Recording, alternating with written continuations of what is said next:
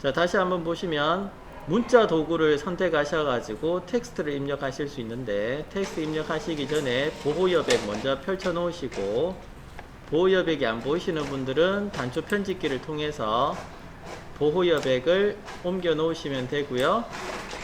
그래서 보호 여백을 열어 놓으시고, 보호 여백이 디바이스마다의 그 비율이 달라서 잘리는 것을 방지한다 했죠. 그래서 문자 도구 선택하셔서 클릭하신 다음에 가운데서 클릭하시면 됩니다. 클릭하셔가지고 글씨를 적어줍니다.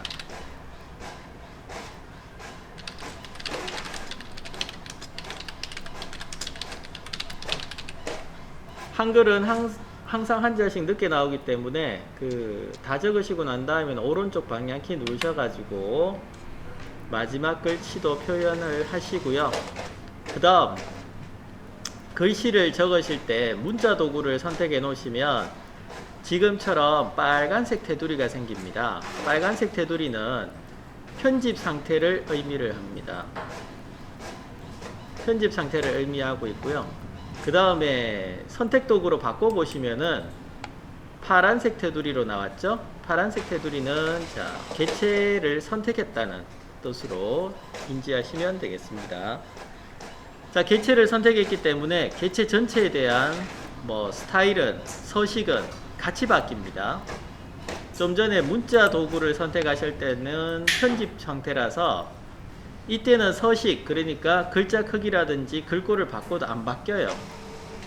바꾸시려면 드래그 하셔가지고 이렇게 블럭을 지정하셔야지만 블럭 지정하신 텍스트에 대해서만 서체라든지 글자 크기라든지 색상이라든지 이런 걸 바꾸실 수가 있는 상황이고요. 선택 도구를 선택을 하셨다면 개체가 선택되어 있는 상태라서 이때는 글꼴이나 서식이나 색상을 바꾸시게 되면 모든 글씨들이 한꺼번에 다 바뀝니다. 그 다음에 안쪽에 여기 앞쪽에 보시면, 제 거는 앞쪽에 보시면은 동그라미에 십자 마크가 있는데 기준점입니다. 기준점이고요. 이 기준점은 왼쪽 정렬이 되어 있어서 지금 놓여져 있는데 기준점은 변함이 없습니다. 잘 보시면은 옆에 효과 컨트롤에 가보시면 텍스트라고 하는 항목에서 금방 입력하셨던 내용이 텍스트 옆에 갈로 안에 적혀져 있죠. 자막 입력을 위한 텍스트 입력하기라고 적혀져 있고요. 아래쪽에는 마스크 기능이고요. 마스크는 좀 이따 한번 해보고, 소스 텍스트라는 부분에서 글자의 서식을 변경하실 수가 있습니다. 그 다음에 변형이라는 부분에서 글자의 위치라든지 크기 조정, 회전, 불투명도 등을 변경하실 수가 있습니다. 그래서 소스 텍스트 한번 보시게 되면 먼저 글꼴이 있습니다. 글꼴에서는 내가 원하시는 글꼴을 항목에서 찾으셔가지고 이렇게 선택해 주시면 되겠고요.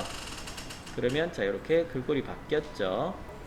글자의 크기는 항상 글꼴을 먼저 선택하신 다음에 글자 크기를 지정하십시오. 글자 크기는 글꼴 크기라고 옆에 슬라이드 형식으로 이렇게 나와져 있습니다. 글꼴에 따라서 글자 크기가 달라지기 때문에 먼저 글꼴을, 서체를 먼저 선택을 해 보시고 그 다음에 글자 크기를 지정하는 것이 좋습니다. 다음 밑에 것은 글꼴의 스타일입니다. 글꼴의 스타일은 볼드체나 아니면은 이탈릭체나 또는 볼드 이탈릭체 이런 형태로 만들어지고 있고요. 지금은 레귤러 하나밖에 없을 때는 이렇게 나와집니다.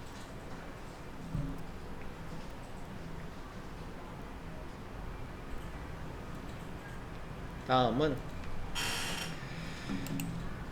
밑에 정렬 있죠.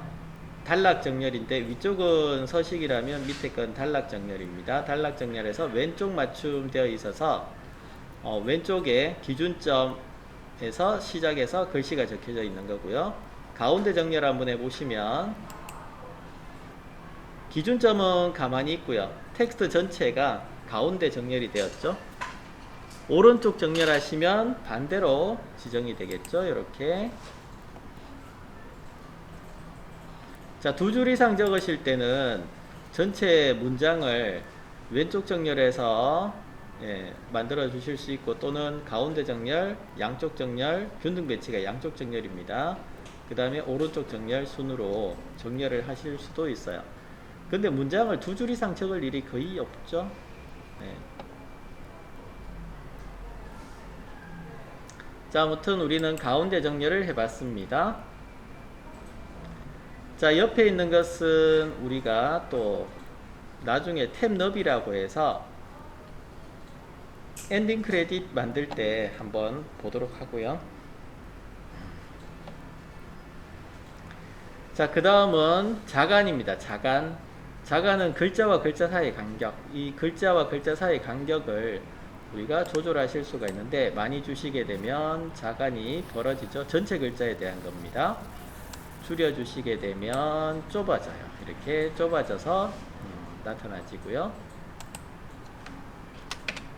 그 다음이 커닝입니다. 커닝은 글자와 글자, 한 글자와 한 글자 사이, 그러니까 글자 한자당 사이에 만약에 입력이다, 입력이면 요 입력이라고 하는 글자 사이 간격 하나에 대해서 조절하는 겁니다. 자가는 전체의 조절이지만 이 커닝은 글자 한자 사이의 조절. 그래서 커서를 이렇게 딱 두시고 조절을 하시게 되면, 지금 많이 줄였죠. 엄청 줄였습니다. 줄이고 나니까 보시면 입자하고 역자하고가 사이가 좁아졌죠. 그래서 글자와 글자 사이 간격을 조절하는데 뭐 일일이 조절하셔야 되는 부분이고요. 그 다음에 이 부분은 우리 한글보다는 영문자에 대한 조절이 많습니다. 여기도 보시는 것처럼 V자하고 A자하고 간격을 동일해서 자간을 동일하게 줘서 정렬을 해버리시면 A와 V 사이 간격이 굉장히 떨어져 있는 것처럼 보여져요. 실제 간격은 없지만 떨어져 있는 것처럼 보여져서 그런 부분들을 일일이 하나씩 예쁘게 보이도록 조절하는데, 대부분 타이틀이나 이런 데 사용하실 때 조절을 하시면 되겠습니다.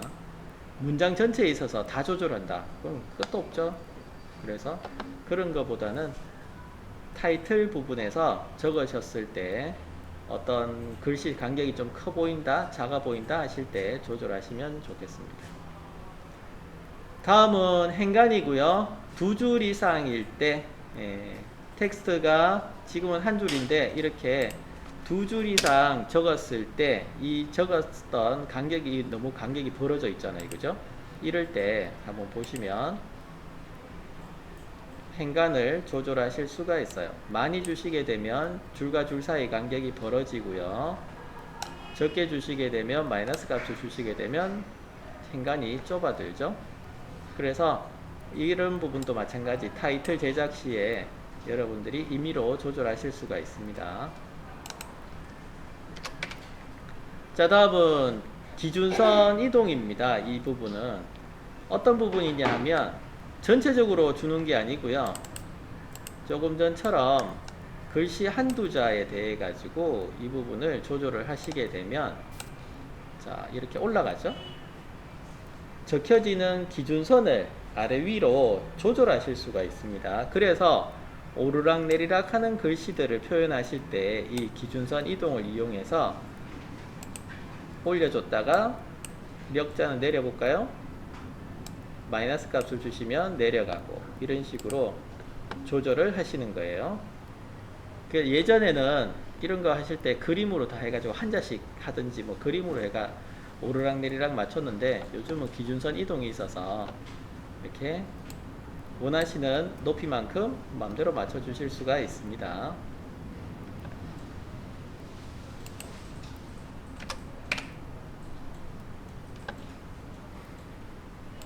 편집 상태에서만 작동을 합니다. 문자 도구 선택하시고 글자를 선택하신 후에 기준선 이동 주시면 되겠고요. 그 다음 밑에 있는 스타일은 많이 보셨죠? 뭐 굵게 기울이고 뭐 모두 대문자, 그런데 되도록이면 안 쓰시는 게 좋아요, 그죠? 안 쓰셔도 됩니다. 굵은 글씨를 원한다, 그러면 굵은 서체에 글자를 가져오시는 게 좋습니다. 굵은 서체에 글자를 가져오시든 아니면 테두리를 주시든 하시는 게 좋아요. 테두리 하니까 지금 밑에 바로 보이는데 모양이라고 하는 부분에서 여러분들은 색과 테두리 색, 그 다음에 어두운 색상은 그림자입니다. 그림자. 여러분들은 배경 없죠? 지금 버전이 상위 버전에 가시면 배경도 색을 칠하실 수가 있어요. 근데 지금 2018 버전에는 배경이 없고요. 지금 다른 상위 버전에는 배경이 있습니다. 일단 칠을 한번 볼게요. 칠은 선택을 하셔가지고 색상 피커에서 원하시는 색상을 지정하실 수가 있습니다. 원하시는 색상을 지정하셔서 확인을 눌러주시면 이렇게 글자색이 바뀝니다. 글자의 내부색을 칠이라고 합니다. 나는 칠을 잘 선택을 못하겠는데요 하시면은 스포이드가 있어요. 스포이드를 선택하셔서 내가 지정하고 싶은 색이 있는 부분에 가셔가지고 클릭을 하시는 겁니다. 클릭을 하시게 되면 그 해당되는 색상이 이렇게 지정이 됩니다. 그래서 확인하시면 열리고요. 선색은 테두리 색을 의미를 하는데 테두리 색에서도 마찬가지 색을 조합을 하셔가지고 원하시는 색이 있다 하시면 선택해서 사용하실 수가 있고요. 테두리의 굵기는 옆에 나와 있죠. 선폭이라고 해서 이렇게 많이 주시게 되면 테두리 색이 만들어집니다.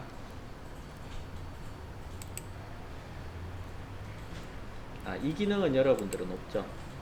플러스 기능. 그죠? 상위 버전에 가시면 선을 2개, 3개, 4개 계속 추가하실 수가 있어요. 추가하실 수 있어 가지고 처음에는 얘를 보세요. 5픽셀 정도 뒀다가 그 다음 추가하셔 가지고 밑에는 10픽셀 정도 주면서 색은 다른 색으로 넣어주는 거예요. 예를 들어서 뭐 좀 더 진한 색으로 붉은색을 넣을까요? 표시 잘 되게. 자, 이런 식으로 주시게 되면 선이 2개가 생겼죠? 초록색과 붉은색 해가지고 겹치기로 이렇게 색을 만들어 주실 수도 있습니다. 나중에 보시고, 다음은 어두운 영역입니다. 어두운 영역은 그림자를 표시하는 겁니다. 그림자 색이 원하시는 색이 있다 하시면은 그림자 색을 주시고 그 다음 확인 누르셔가지고 그림자를 표현하실 수가 있죠. 그림자의 불투명도입니다. 그림자의 각도고요. 그림자의 크기랑 그 떨어짐 정도 이렇게 표시하실 수 있어요. 자, 얘가 떨어짐 정도. 그 다음에 스프레드. 그 다음에 흐림 효과 정도. 흐림 효과라는 것은 그림자의 가장자리 부분을 얼마나 부드럽게 처리할 것이냐 하는 부분입니다.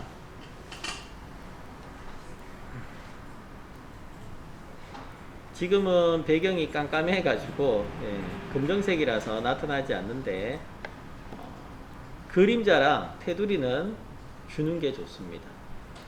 왜냐하면 영상이잖아요.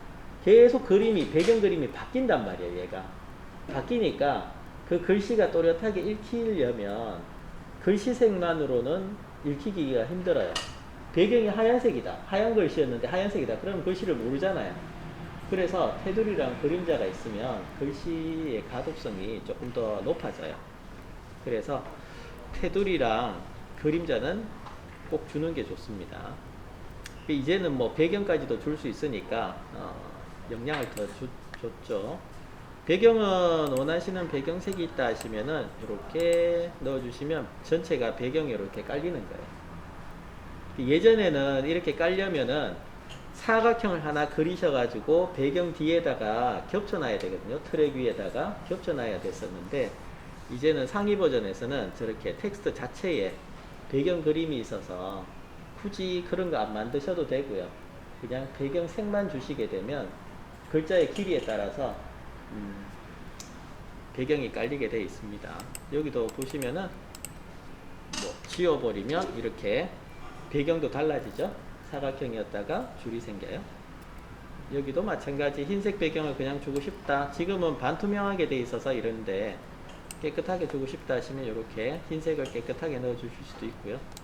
반투명한 하게 가시면 뒤에 그림을 넣었을 때, 영상을 넣었을 때 영상도 조금 비쳐 보입니다. 그런 배경도 넣어 주실 수 있다는 거. 자, 그래서 이렇게 소스 텍스트에 대한 서식 변경을 하실 수가 있습니다. 한 가지만 더 해보면은 이 서식 변경에서 정렬이 있는데 이 텍스트 선택 도구로 선택 한번 바꾸시고 정렬을 보시게 되면 내가 가운데 정렬하겠다. 전에도 보셨지만 컨트롤 키 누르셔가지고 빨간색 표시 나타나도록 하셔가지고 가운데 정렬 보실 수가 있고요. 그 다음에 텍스트에 대한 모든 내용들은 그래픽이라고 하는 화면 전환을 하시게 되면 작업 화면을 그래픽으로 전환하시게 되면 좀 더 자세하게 보실 수가 있습니다. 그래픽 한번 눌러볼까요? 이번에는 그래픽을 눌러 보시게 되면 템플릿은 기본 그래픽은 놔두시고 편집 가보겠습니다. 편집 가시게 되면 첫 번째 그래픽에 자막 입력을 위한 텍스트 입력하기라고 텍스트가 나와져 있고요. 그 다음에 정렬의 변형 보시게 되면 화면 가운데, 세로 가운데, 가로 가운데가 있어요. 이것을 클릭하시게 되면 화면 가운데 자동으로 배치가 됩니다. 그래서 가로 가운데 한번 클릭해 보시고 텍스트를 아래쪽으로 Shift 키 누르고 아래쪽으로 내려 보시면 수직으로 똑같이 떨어뜨릴 수가 있어요. 이렇게 정렬하셔도 되고 아니면 아까처럼 컨트롤 키 누르고 드래그 하셔가지고 빨간 선 나올 때 놔두셔도 되고, 그래서 정렬하는 방법이 있고요. 그 다음에 위에 반응형 디자인이라고 있나요? 이 부분은 지금 고정 대상이 비디오 프레임으로 되어 있는데 이 부분은 뭐냐 하면 아까도 이야기 드렸지만 보호 여백에서 디바이스마다의 그 보여지는 화면 크기가 달라진다 했잖아요. 그죠?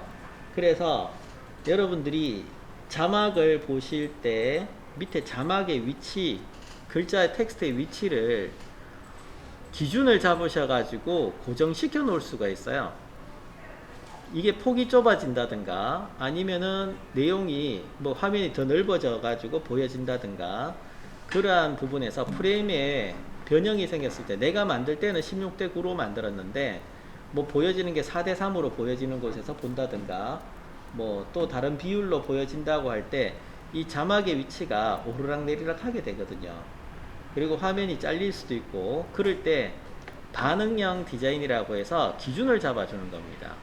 예를 들어서 밑에 부분, 아래 부분을 클릭을 하시게 되면 이렇게 클릭하실 수가 있어요. 클릭을 하시게 되면 아래 부분을 기준으로 해서 현재 위치가 고정이 돼 버립니다. 좌표 밑에 보시면 달라지죠. 뺐을 때랑 눌렀을 때랑 달라지죠. 그죠? 이게 왜 그러냐면 자, 얘를 지정하지 않으면 좌표 기준은 어디다? 왼쪽 상단 기준이거든요. 왼쪽 상단 기준이라서 아래쪽으로 수직 쪽에 지금 보시니까 1000픽셀, 1011픽셀 정도의 위치를 잡아서 보여줬었는데 밑에 기준으로 아래쪽 화면을 기준으로 내가 잡겠다고 클릭을 해버리면 아래쪽 밑면 기준으로 마이너스 68.7 마이너스 70 할게요. 그냥 계산하기 편하도록. 자, 마이너스 70 위치에서 보여지라는 겁니다. 그럼 마이너스 70이라는 것은 어떤 화면 구성에 갔든지 간에 아래쪽 기준으로 무조건 마이너스 70픽셀 위로, 마이너스 값이니까 무조건 위로죠. 아래쪽 기준으로 위쪽에 표시가 되는 거죠. 이 텍스트가 그러한 기능을 가지고 있어요. 그래서 여기서 지금 시퀀스의 크기를 바꾼다든가 설정을 바꾸시게 되면 이 텍스트의 위치 값은 무조건 아래쪽 기준으로 마이너스 70픽셀에 고정이 돼 버리는 거예요. 자, 이렇게 한번 밑에 거 클릭하시고 마이너스 70 한번 잡아 볼까요? 잡아 보시고 한번 바꿔 볼게요. 자, 설정 바꾸겠습니다. 시퀀스 설정을 바꿔 볼게요. 요렇게 하셨어요? 자, 프로젝트 패널 가셔서 시퀀스 있는데 시퀀스에 설정 가봅니다. 시퀀스 설정 가시고 사이즈 있죠? 위에 사이즈가 있습니다. 사이즈에서 얘를 줄여 보겠습니다. 720 1080에서 720으로 줄였습니다. 줄이고 확인 눌러 볼게요. 확인 누르시니까 어떻게 됐나요?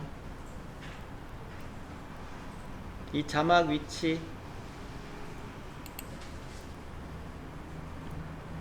위치 보시면 아래쪽 기준으로 해서 얘가 그래도 같은 비율 기준으로 반응형이니까 마이너스 70에서 줄여진 만큼 비율 차를 인해서 마이너스 46.7 나왔나요? 다시 원상복귀 컨트롤 Z 눌러 보겠습니다. 컨트롤 Z 누르시고 이번에는 얘를 자 텍스트 선택하시고 아래쪽 푸른 비율 끌게요. 끄시게 되면 위에 좌표값이 1010이 나왔네요. 그죠? 다시 시퀀스 설정해 보겠습니다. 720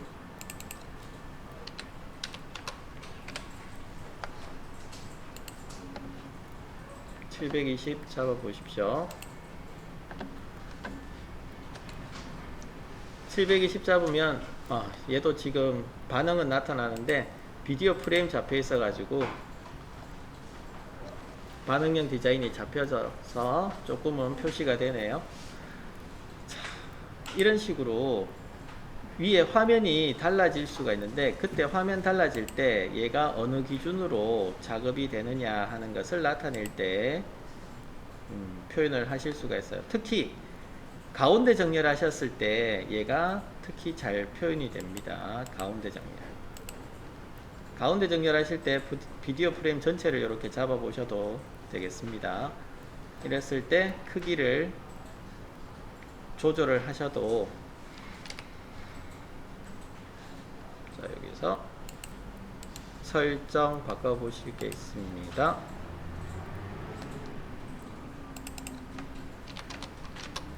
(1080으로) 키워 보시게 되면 이렇게 커지죠.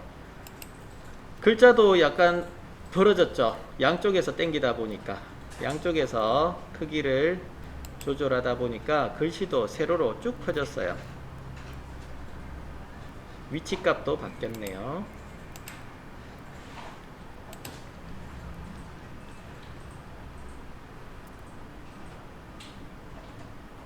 그래서 어느 기준으로 얘들을 가지고 작업을 할 것인가 하는 것 비디오 프레임에서 반응형 디자인을 이용하시면 되겠습니다. 항상 디바이스가 바뀌어야 된다 하시면 아래쪽이나 자막이 있는 같은 경우는 아래쪽이나 이런 부분을 고정 잡아 놓으시고 작업을 하시면 좋겠습니다.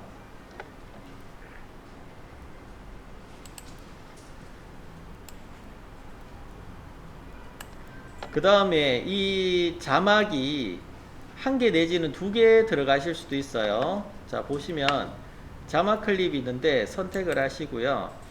다시 또 자막을 적으실 수가 있습니다. T 누르셔서 선택이 되어 있는 상태에서 다른 곳에 이렇게 또 클릭하셔 가지고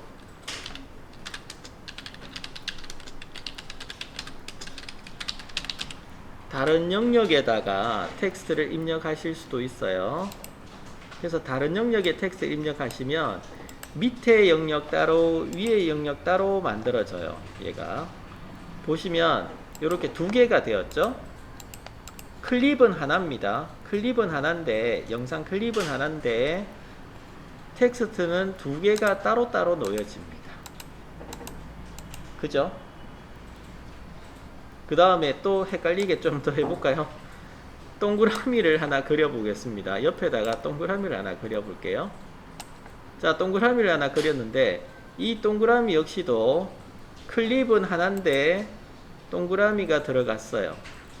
위에 편집해 보니까 모양 01이라고 하나 떴네요. 다른 텍스트 입력하기, 자막 입력하기 뭐 이래가지고 나와 있고, T라고 된 건 텍스트 영역, 펜으로 된 것은 모양 영역. 그래서 하나의 클립 안에 지금 모양 한 개와 텍스트가 두 개가 들어가 있습니다. 여기에 대해서 선택하시면은 따로따로 다 설정을 하실 수가 있어요. 따로따로 다 설정을 따로따로 다 하실 수가 있어요. 정렬도 하실 수 있고, 겹쳐졌는데요. 글씨가 안 보여요. 그러면 위치도 바꿔주실 수 있어요. 레이어처럼 위치도 이렇게 아래쪽으로 바꿔주실 수도 있습니다.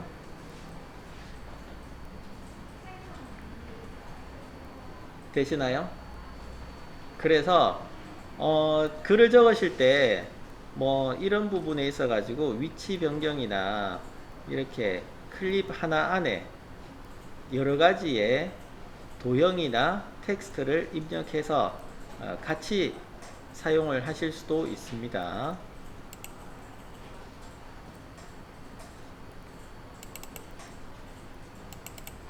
그래픽이라고 해서 고정된 글씨, 고정된 전체 3개의 항목이 같이 움직여야 된다 하시면은 이렇게 고정된 이미지에 그래픽으로 작업을 해야 되겠다 하시면 한 개의 클립 안에 여러 가지의 글씨나 모양을 넣어 주실 수가 있겠습니다.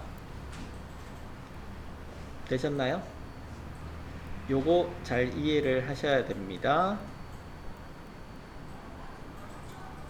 자, 그래서 텍스트 입력하실 때 문자 도구 T 누르셔가지고 텍스트 입력하실 수 있고, 입력하신 것은 선택 도구를 이용하셔가지고 원하시는 위치로 이렇게 이동하실 수도 있습니다. 이동하실 수 있고, 다른 개체도 넣어 주실 수 있고, 작업을 하실 수가 있어요. 애니메이션을 줘야 되겠다 하시면은 효과 컨트롤 누르셔가지고 효과 컨트롤에 있는 위치 조정이나 이런 걸 통해서 또 바꿔주실 수도 있어요. 보시면 여기에 텍스트, 모양 다 따로따로 있죠. 그죠? 항목이. 효과 컨트롤, 그래픽 영상 클립을 선택을 하시고 위에 효과 컨트롤을 눌러 보시면 텍스트가 텍스트 영역 따로 이렇게 두 개가 있고, 모양이라고 해서 모양이 따로 또 존재하고 있죠.